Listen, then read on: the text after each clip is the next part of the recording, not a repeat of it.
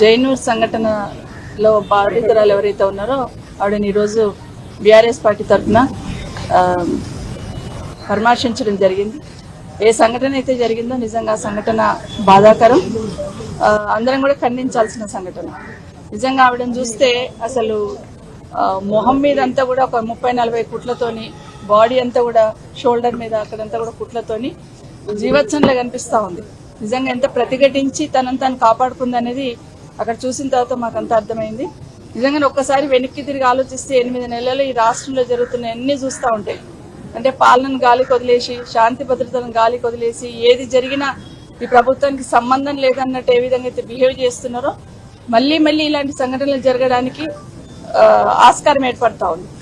గత 8 నెలల్లో మహిళల మీద ఎలాంటి అత్యాచారాలు, అఘాయితాలు జరిగినాయి అనేది రాష్ట్రంలో అందరూ వింటూ ఉన్నారు. అసెంబ్లీ వేదికగా మాట్లాడుతూ ఉన్నాయి. ప్రభుత్వానికి చలనం లేదు.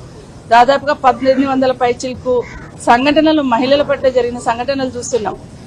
హైదరాబాద్ చుట్టుపక్కల గాని, నాగర్ కర్నూల్లో గిరిజన మహిళల మీద జరిగిన సంఘటన కానివ్వండి, మొన్న షాద్ నగర్ లో జరిగిన సంఘటన కానివ్వండి, మహిళలంటే ఒక చులకన భావంతో ఈ పాలన జరుగుతున్నట్టు కనిపిస్తా ఉంది.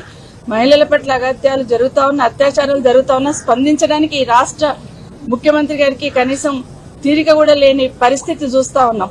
నిజంగానే దేశంలో గానీ రాష్ట్రంలో గానీ మహిళల పట్ల అత్యాచారాలు జరుగుతూ ఉన్నప్పుడు డెఫినెట్ గా ప్రభుత్వాలనే స్పందించాలి.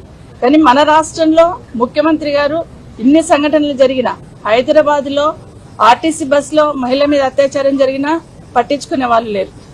మహిళల మీద సామూహిక అత్యాచారాలు జరుగుతున్నా పట్టించుకునే వాళ్ళు లేరు. తల్లి పక్కన పడుకున్న చిన్నారి మీద, 6 సంవత్సరాల చిన్నారి మీద అత్యాచారం జరిగినా అడిగే నాదుడు లేకుండా అయిపోయింది.